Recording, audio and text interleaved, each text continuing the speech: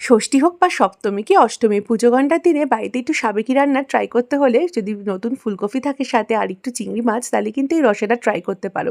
এই রসাটা ট্রাই করতে কিন্তু সময় লাগবে কম আর খেতে লাগবে গরম ভাতে ফাটাফাটি। এর জন্য ফুলকপিটাকে কেটে নুন জলে ভিজিয়ে রেখেছি, অপরদিকে আলুটাকে নুন আর হলুদ দিয়ে সর্ষের তেলে কড়া করে ভেজে নিচ্ছি। তারপরে সেই তেলেই ফুলকপিটাকে দিয়ে একটু নেড়ে চেড়ে একটু হালকা আঁচে ভেজে নেব, খুব বেশি ভাজতে হবে না। তারপরে চিংড়ি মাছটাকে নুন হলুদ মাখিয়ে ভেজে নিচ্ছি। এবার ফুলকপিটা তো নতুন, তার জন্য না ভাপিয়ে রান্না করলেও চলবে। এবার জিরে ফোড়ন দিয়ে কাঁচা লঙ্কা টমেটো দিয়ে হলুদ আর নুন দিয়ে টমেটোটা যতক্ষণ না গলে ততক্ষণ নেড়েচেড়ে একটুখানি, তারপরে বেসিক গুঁড়ো মশলা জিরে গুঁড়ো, ধনে গুঁড়ো, লঙ্কা গুঁড়ো, একটু সামান্য জল দিয়ে ভালো করে কষিয়ে তারপরে এই ভেজে রাখা ফুলকপি, আলু, চিংড়ি মাছ দিয়ে একটু ঘি, গরম মশলা, চিনি সব দিয়ে তারপর একটু জল দিয়ে এটাকে ভালো করে 1 থেকে 2 মিনিট হাই ফ্লেমে কষিয়ে তারপর ঝোলটাকে টানিয়ে নাও। ঝোলটা পুরো টেনে টেনে গেলে গরম গরম পরিবেশন করো। গরম ভাতে এরকম একটা ফাটাফাটি রেসিপি পুজো করার দিনে তোমরাও কিন্তু ট্রাই করতে পারো।